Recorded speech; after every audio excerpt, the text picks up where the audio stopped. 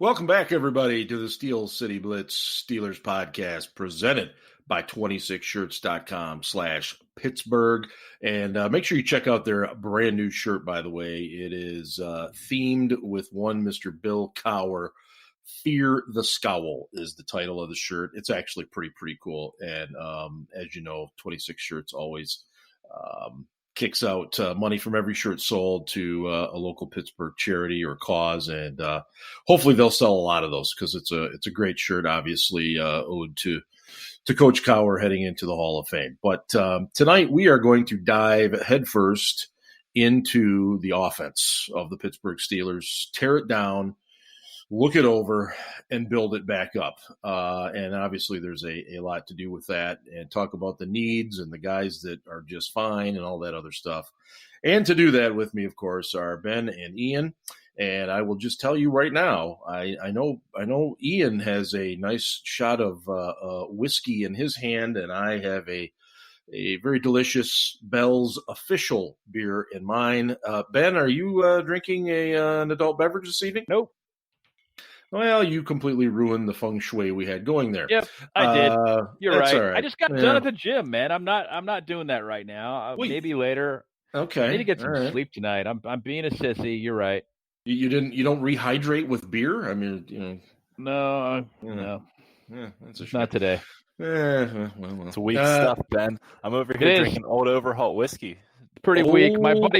My buddy Drew, who's currently in Pittsburgh right now, he's sitting in Swissvale visiting his mom. If he were here right now, he'd say, "You know what, Ben? You sound like a real bitch right now." Literally, that's what would come out of his mouth. Well, hopefully he's not saying that to his mother right now. So no, but he said it to other people in his mother's presence. I'm like, really, dude? Seriously? Yeah. There's always a line there when mom's around. Yeah. Well, guys, let's dive into the offense here, and we'll start right at the head position here. Ben, obviously, it's a coin toss right now as to A, just how much Ben Roethlisberger comes back, B, what that elbow is going to do, and then, of course, you can fill in C, D, E, all that other stuff. Where are you with the quarterback situation as it has been dictated by both Art Rooney, too, and Mike Tomlin in terms of Ben, and then Mason's our guy backing him up, and then from there we think Duck, but we don't know. Where are you on all that? Well, okay, start at the beginning. Ben tore a few tendons in his elbow. Yep. There are 5 tendons total in the elbow. He tore 3. Okay, so this is not like a minor injury. Mm-hmm. However, could have been much worse. If he'd torn the ligaments and had to have Tommy John surgery, it would have been worse. Yeah. And I want to drive that point home for people. It's not as big a deal as it would have been had he had Tommy John surgery. Now, we're not really going to know for sure how effective he's going to be until he comes out and starts slinging it, in August. Yeah.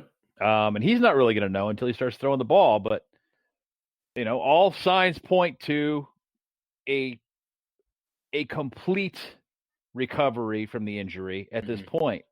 But, you hear that every time an athlete gets injured. So we're not going to know.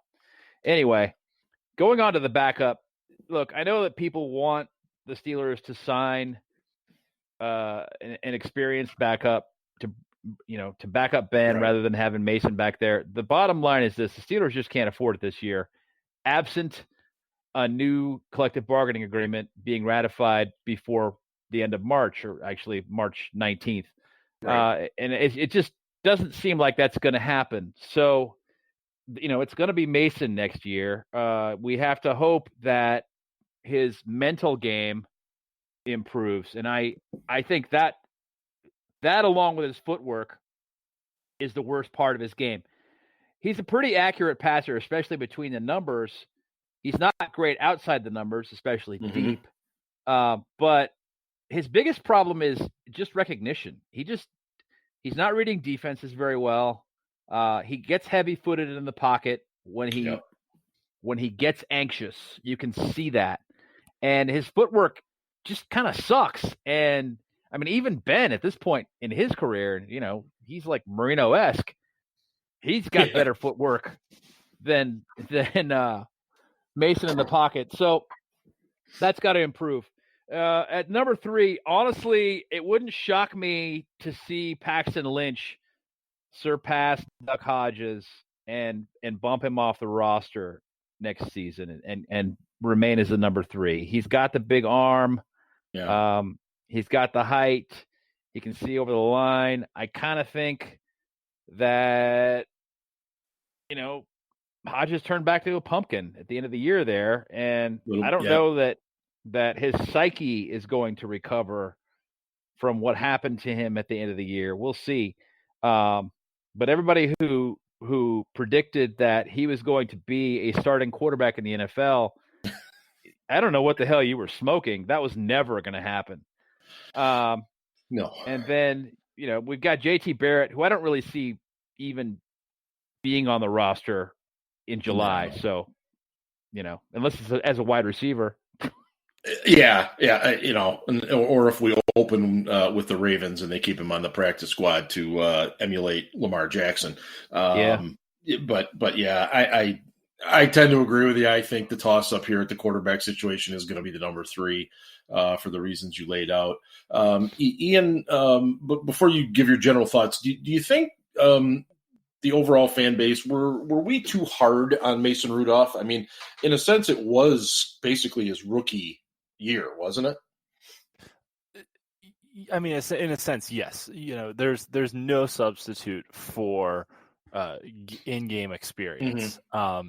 And the other thing that's worth noting too is that last year when Mason was actually a rookie, he was number 3 on the depth chart behind Josh Dobbs. So even in practice during the season, Dobbs was getting the backup snaps and Rudolph wasn't even getting a whole lot of practice time during the year. So it really was kind of like getting thrown into the fire. That being said, everything that Ben mentioned is a fixable flaw in his game. You can learn to read defenses better. You can learn how to improve your footwork. Some guys never do, but it's a thing that you can improve upon. Being accurate with the ball, throwing with anticipation, those are things he also has to work on, especially throwing with anticipation. He threw a lot of completions to guys who were basically standing still last year. And that was the biggest difference when Duck came in, that Duck was actually willing to throw the ball out in front of guys and try and lead them a little bit and hit them on the run. Ben was absolutely right about what happened with Duck towards the end of the season. Defenses started playing tighter coverage. He couldn't, lead receivers as much, and he threw some bad passes, made some really bad decisions, tried to play hero ball a few times when he had, guys open for first downs instead of chucking it down the field into triple coverage. Or double coverage with Tre'Davious White, the best corner in the league. Anyways, I'm still mad about that.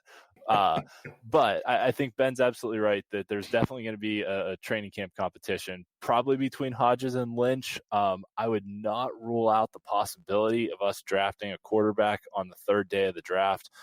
Definitely not day 1 or 2. We don't have a day 1 pick. Definitely not day 2, but I wouldn't put it out of the realm of possibility. For like a 5th, 6th round pick type guy, just to come in and kind of challenge for that 3rd spot during training camp with Hodges and Lynch. Barrett was just signed in week 17 because we were playing the Ravens to kind of run that offense on the practice squad. I agree. I don't see him staying around really even to OTAs. He'll probably be an early cut once free agency starts to happen and all that stuff. At most, they usually bring 4 quarterbacks to training camp, so I'll be shocked if they bring more than 4 to camp. Same. Which probably means that if they draft somebody, either Hodges or Lynch is getting cut. So that's the way I'm looking at it. Definitely going to be a camp competition for the number 3 spot, though. I think given the quarterbacks we have, though, Lynch probably fits the profile of Ben and Rudolph better than Hodges does for just sort of the body type, the style of game he's capable of playing. Yeah, that's very true. And that's the other thing you always have to consider with a backup quarterback is you don't want a backup quarterback that's going to play a distinctly different style than your starter, because then your whole offense has to change when the backup comes in. You want a backup that can play a similar style as the starter. Can I just pipe in here real quick on that point? I just want to put an exclamation point on this. what Ian just said, you don't want to have a backup who plays a completely different style of offense than your starter does. And that's because it's difficult to install a game plan on 3 days and have that guy come in and be successful. We saw that this year with Rudolph with his first start, and he was not great by any stretch versus San Francisco. A long road trip. On top of that, I don't want to call it a hostile stadium, but it's not, Yeah, it's an away game. Yeah, it's an away game. That's against the team that went to the Super Bowl from the NFC. Yeah, nonetheless. Whatever. He's not. Anyway, this is why you do not sign a Colin Kaepernick. Okay, I am really exhausted with this argument. They should sign Colin Kaepernick and blah blah. He would. Well, now it's Mariota's the new one I keep seeing. He doesn't fit. Right. Mariota would actually fit better, but he's not. He's actually not a fit either. No. So. No, you have to sign. Yeah. Experienced backup quarterbacks make between $5 million and $7 million a year. The Steelers can't afford them. 1, 2. Your backup has to play basically the same style of defense that your offense that your starter does. If he doesn't fit, he doesn't fucking fit. Stop. Yeah. Knock it off. And once again, there goes our PG. End rant. Well, I'm just going to add this with obviously the Eli Manning retirement today. You have Phillip Rivers and the rest of his brood have all moved to Florida now. You wonder if Ben isn't motivated a little bit when he sees these other two guys kind of crumbling down around him and knows. And obviously there's not much he can do about it. If that elbow doesn't respond, then it doesn't respond. But you almost wonder if there's a little motivation there. And I'm just maybe thinking a little glass half full there. But, I'm hopeful. But I agree with what you guys said there the rest of the way. As far as the running backs go, I think we've said numerous times on this show that we love James Conner as a person. We think he plays football very hard. We think he does a lot of great things, but he cannot stay healthy. And therefore, it's very difficult for us to suggest that the Steelers would consider giving him another contract. So where do you go, Ben? Where do you go with the running back situation right now? I draft a running back. James Conner has got all the ability you want in a starter. He really does. He can run outside. He can run inside. He's a pretty good receiver. He can pick up the blitz. The problem is he just can't be counted on to stay healthy. And as much as his body has gone through, I'm sorry to say this, with the cancer and with his numerous injuries, it's not going to get better. It's going to get worse. I let James play out his contract, and then I probably let him leave, or I sign him to something that's really, really affordable. But then what you've got behind him is Samuels, who seemed to regress last year after after the injury, he regressed. Yeah, after having a kind of a nifty rookie year, he comes back in and he just wasn't the same guy. He didn't have that pop. Couldn't get outside, didn't have burst, couldn't pick up the blitz to save his life. And you can't, if you can't pick up the blitz, you can't play on third down. No, you just can't. And then you got Benny Snell, who's a little better at picking up the blitz, but not great. But he can't run outside. He's not a good receiver. He's basically a power back only. He's not ready to be a starter. I know a lot of fans really believe that he is. They're wrong. And then you've got Kareth White, who has got burst, but not much else. But it's, his burst is great. I love it, but it's not, none of those guys are complete backs aside from Conner, and Conner just can't be counted on to stay healthy. So you've got to add a running back, which means probably that Kareth White gets bumped off of the roster and is gone. And Trey Edmonds should be gone already. I mean, he did some decent things this year. He did. But he's not a guy that you want long term in that spot. Then you got a couple guys behind him, Darren Hall and Ralph Webb, but they'll be around for camp. They're camp bodies, and that'll be that. Yeah, no, I agree. And, Ian, as I slide the discussion your way there, do you agree that Snell is just, I mean, is he just going to be your between the tackles, maybe third down, third and short type guy, or does he have a potential future as a starter, as a lot of fans seem to think? I think it's somewhere in between. Benny Snell would have been an awesome running back in 1995. Right. He's the kind of guy who Right. seems to get stronger Yeah. as the game goes on. You give him the more carries you give him, it seems like the better he gets. But we're just not in a league right now where you can give a guy 35 carries in a game and let him just wear down a defense. Yeah. Snell is Ben was absolutely right in his analysis. Snell's great. Pretty good, well, not great. Pretty good between the tackles. I mean, he can rattle off 4 to 5 yards a pop. The biggest problem with our running back group right now is that we don't have a player that is capable of scoring from anywhere on the field. And really, we saw that a lot this year with, we were kind of hamstrung at the quarterback position, and a lot of defenses were stacking the box, playing press coverage on receivers, that we needed players that were capable of taking it to the house anytime they touched the ball. And we saw it a few times with the wide receivers, and I realize I'm transitioning a little bit there, but Juju had a few catches early in the season before he got hurt where he was able to, break a couple tackles and score long touchdowns, one against San Francisco. James Washington, same thing. Deontay Johnson, same thing. So we have that capability in the wide receiver group. We really don't with the running back group. Even for as good as James Conner is as an all-around back with catching, receiving, and blocking, he's still not capable of scoring from anywhere on the field. And this running back class in the draft is incredibly deep and very good, with talented guys that also have speed to burn. I agree that I think drafting a running back is the best way to go, especially because running back is a young man's game in this league. That said, if you could get a guy like Kenyon Drake, if the Cardinals don't re-sign him for relatively cheap, that would be somebody, if you can get him cheap because of our salary cap situation, I'd be willing to consider bringing him in because, you saw it with Arizona this year. That guy's a better Kareth White, that, he can score from anywhere on the field. He's a capable kick returner. And I mean, you even saw it when he was in Miami. He scored that long touchdown against New England to win that one game. On the last play of the game when they tried to put Gronk in on defense, which was hilarious. But actually, so Ian, where would you draft a running back here? Because I think most of us, probably the consensus is the second round. We've got to find maybe a tight end. I'd consider, depending on who's there, I'd consider running back in the second round. I mean, I think day two, so either second or third round. The problem you have is, your first pick's 49th overall. Or your first pick. Our first pick is 49th overall.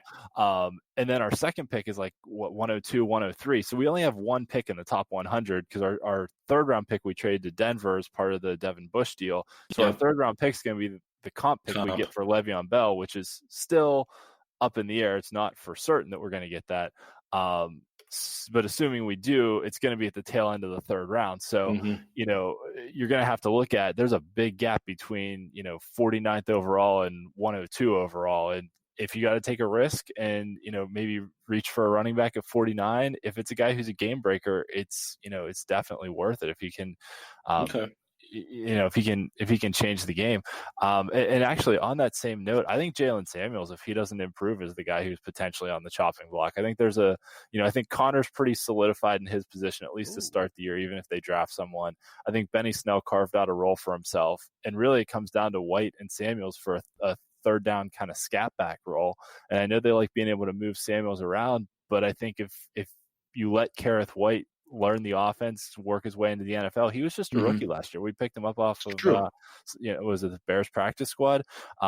So he was a guy we talked about actually during our draft prep last year that we wouldn't mind taking a 5th or 6th round flyer on, and they wound up basically getting him for free off somebody else's practice squad. So, I think White has a chance to develop and potentially be that sort of third down scat back kind of guy if he can learn how to pick up the blitz.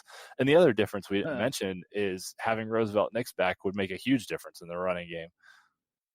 Well, yeah, and we'll transition to fullback, and I wrote a little piece, kind of the significance of him not being there, and I think people just looked at the title and assumed that we played the old I formation and lined up behind Nix every play, and that wasn't really the point of the article, because we don't use Nix a whole lot, but when he is on the field as a potential lead blocker, there is a difference.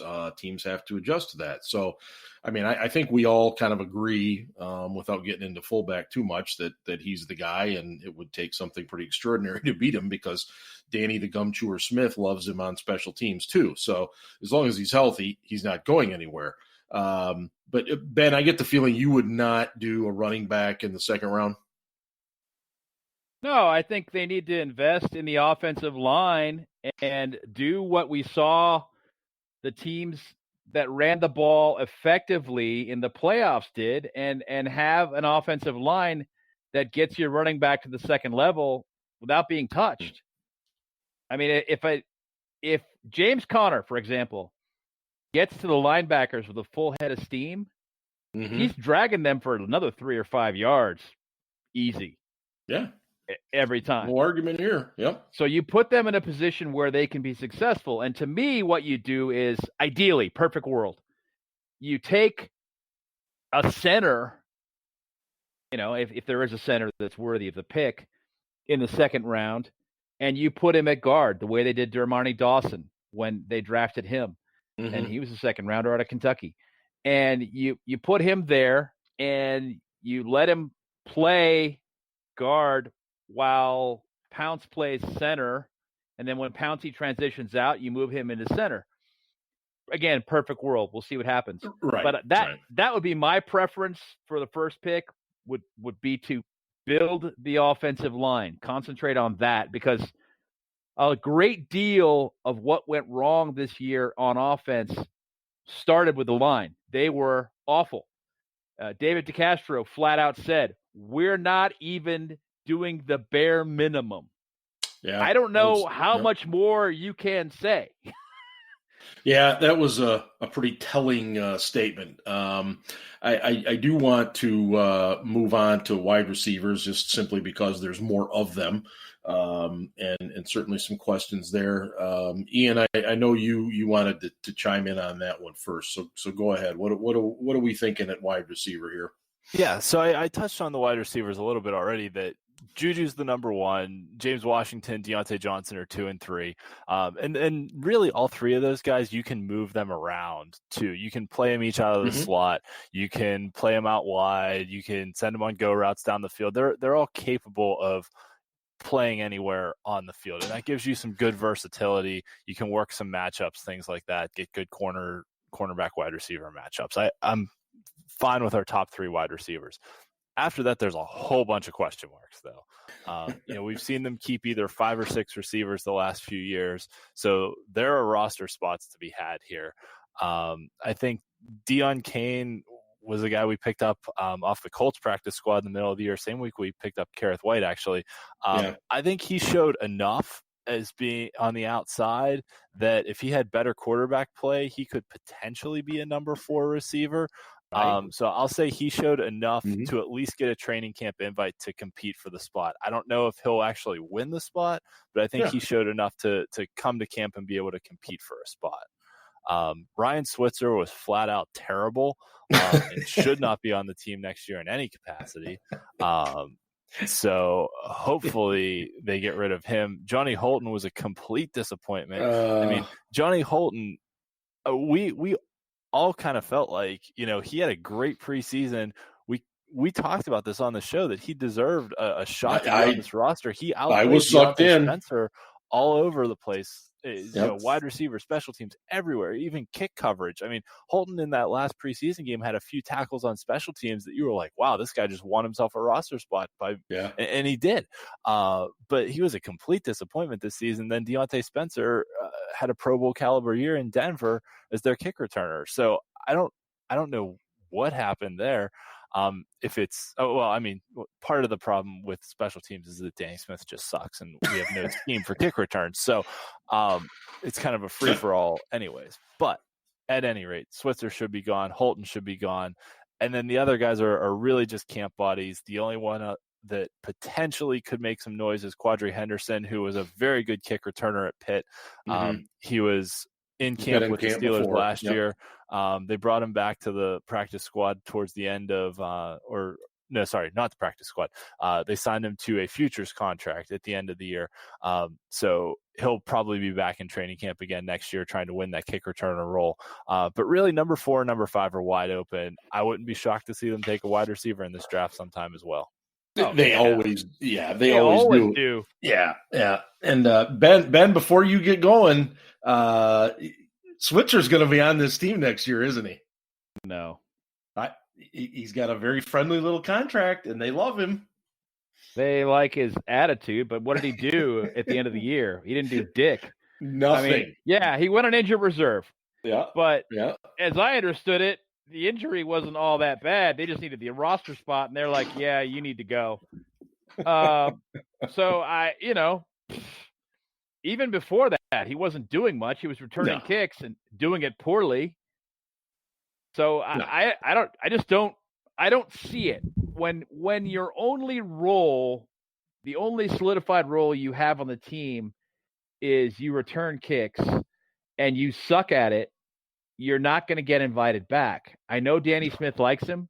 I know Danny Smith likes Johnny Holton. And I think, Ian hit the nail on the head. That's how Johnny Holton made the team. They wanted him for special teams, and he played on special teams. He did a couple of good things in the regular season. It wasn't what we expected when we saw him playing. Right. When we saw him playing receiver in the preseason, I was like, wow, this guy's going to be a demon. This is going to be awesome. You can't cut him. Yeah, you can cut him. It reminds me of Derek Moy. And who was the other guy from Penn State at wide receiver? Oh, yeah. Brown. Yep. Yeah. Yeah. Justin Brown, who was always the guy during OTAs and, practice in pads or practice without pads, practice in shorts that they said was blowing it up and looked awesome and then never showed up when they put the pads on. Right. Right. Yep. I mean, and we've all gotten sucked in by it. We certainly are not immune to it. I'm not trying to pretend that, we were all above it. Just, that definitely happened with Holton this year. He was the Justin Brown Award winner, where he sucked us all and we were going to believe it, and it didn't happen. I agree with Ian. Your number 1 is still Juju. Your number 2 is Deontay. I think that Deontay is your future number 1. What I saw him, he did a lot of things that showed a lot of promise last year. I've been pretty critical of him in the offseason because people are talking about him like he's a god. He had a 64% catch percentage, which is like 68th for guys that had 50-plus targets. Well, explain what that is, though, Ben, because I don't think a lot of people understand what that is. Catch percentage? Basically, it's just you had let's say you had 100 targets, you caught 68 of them. Okay. And again, I think there's a percentage of people that don't understand. It's just you caught X number of balls, the ratio of balls caught versus targets thrown to you. He had 83 total touches. He fumbled 5 times. That's a big problem. A 6% fumble rate is super high. That kid's got to learn to secure the ball. On the flip side, he runs routes really, really well. I mean, it's for a rookie, that was ridiculous. And he's only going to get better. When Ben sees a guy that open consistently, he's going to start looking for him. And all he's got to do is catch the ball, and his quarterback's going to have confidence in him, and he's going to keep throwing it to him. I think he is the future number 1. It may not happen this season, but he is the future number 1. For this time being, Juju is. And then behind that, you have Washington. And, Ian's dead on. 4, 5, maybe 6. If they keep a 6, those are wide open right now. Blitzer sucks. I would cut him now, honestly. I think it's pointless, but they won't. That's what I was getting at. I totally agree with both of you. To me, just watching Johnson return punts was all the proof that anyone needed to know. I mean, he could actually make guys miss. He could actually get hit and not go down. I mean, it was just like, hey, what more do you need to see? But no, I agree. He's going to be in camp, and eventually, I think it'll happen. But until then, he's still going to be around. Let's move over to tight ends, because this is certainly an interesting situation that is what it is. It's developing a little bit too. And Ben, I'm gonna let you go first on this one. Where are you with the tight end situation? You know, Vance McDonald has a pretty good contract, but yet there's still some people that think the Steelers may part ways. His blocking was really poor last year, and I think that's the biggest criticism people have of him is it just didn't seem like he was that interested in blocking. I think that he was injured. More than that, though, there were a lot of times I looked at that whole line, especially when they were on a silent count, and I was like, do you guys even know the count? Do you know you're not firing off in unison? I don't understand what the issue is. Either McDonald couldn't hear the snap count, or he didn't know what it was and he was guessing. I couldn't figure it out. I never did. I mean, the whole season, the performance of the offensive line, including the tight ends when it came to run blocking, was a mystery to me. I could not understand what the hell they were trying to do. And, I think a lot of people were turned off by it. It looked like, he just wasn't interested. So I get it. By the same token, the guy is talented. I think that, basically he's going to be back because he's got an affordable contract.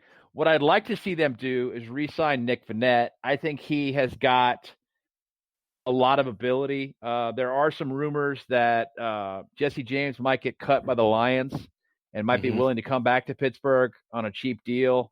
A lot of people want to see that happen. I guess I would probably be, more inclined to do that than to sign Vannett if it's apples to apples kind of a deal. And then I'd like them to cut Zach Gentry tomorrow because he sucks, but they won't. So, that's kind of where I'm at with the tight ends. There's some garbage behind Gentry. No, I shouldn't say that. Kevin Rader was a good blocker at least. Yes. Christian Scotland Williamson fumbles in the preseason though. He did. Yeah, he did. Christian Scotland Williamson looks like he's learning to play football. I'm not super impressed, and this is his last year, I believe. I was going to say, this is year 3, I think. Yeah. So I think he's done. Yeah, I mean, it's been a nice experiment. He's hung in there quite well, but I tend to agree with you. I think if he was going to do anything, it probably would have happened by now. Ian, where are you on the tight end? Yeah, we talked about this last week with Vance McDonald's contract that I think he's the 14th or 16th highest paid tight end in the league right now, which, for what Vance does and what he's capable of doing is probably about right. It's a market value contract. And considering what Jesse James got on the free agent market last year, you're probably not going to be able to cut Vance and then sign another tight end for much less than what you'll save by cutting him. So I really don't see cutting Vance is a viable option at this point in time. The question is really what you do at number 2. I agree. Nick Vannett showed some flashes last year. I did want to throw out a question to Ben though. You mentioned the quarterback play sort of plays into both tight ends and the offensive line play. How much of the struggles in the run game with blocking, with all that, do you think is attributable to not only the quarterback play of, getting the snap count right, but also, being able to make audibles at the line or being able to even identify what the defense is running and call an audible if one needs to be made if you have the wrong play called, or were they just marching up there and running whatever play was called out of the huddle? The latter. They were just running up there and calling whatever play was called in the huddle, and the defense was adjusting to the formation, and the offense was not counter-adjusting, not much anyway, and it wasn't good. So that may have played into it. I certainly would agree that if Ben were out there, it might have been different. By the same token, a lot of that is just kicking the ass of the man in front of you. Right. That's blocking, and those guys weren't doing it, man. No, well, it goes back to the DeCastro comment. The minimal we're not even doing the minimum. Yeah, I agree. Pouncey. I don't know how he made the Pro Bowl. That makes no sense to me. None. DeCastro is probably deserving. I didn't think he had a great year either, but he was pretty solid. And when he hits his blocks, devastating. Yeah. Pounce made it on reputation. Definitely. Let's just be honest. He did. I agree. Yeah. Name recognition.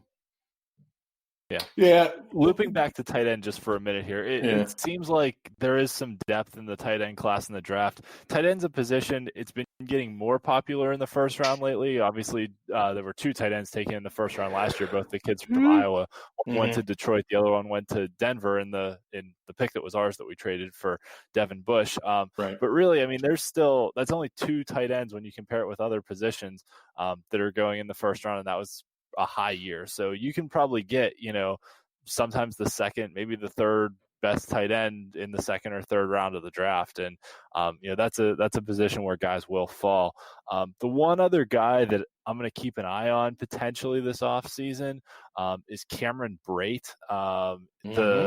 His contract in Tampa is $6 million with currently no guarantees, but $4 million of it becomes guaranteed on March 22nd. So Tampa could save all of that $6 million against the cap if they cut him before March 22nd. And as we know from having Bruce Arians here in Pittsburgh, he does not like to run a lot of 2 tight end sets. He likes a lot more of 11 personnel. So, they've got O.J. Howard, who is definitely their number 1 tight end. Brate didn't even play a ton of snaps last year for Tampa Bay. So, potentially if he's a cap casualty down there, that also wouldn't hurt the comp pick formula. That being said, he's only going to be 29 years old. He's 28. He's got 4 years left on his deal that basically average, $6.5 million over the next 4 years. So he's going to look for a big contract on the market. I don't know if he'll be able to get it, but that's a potential cap casualty that, Tampa doesn't have any dead money if they cut him right now because of the way they structured his contract. They basically just gave him a roster bonus the first year and guaranteed his second year salary. But from here on out, it becomes guaranteed, whenever March 22nd, what's that, the 3rd or 5th day of the league year, something like that. But they could save $6 million if they cut him before that. So that's a potential free agent to keep an eye on, and he is much better than Eric Ebron is. Eric Ebron can't catch anything.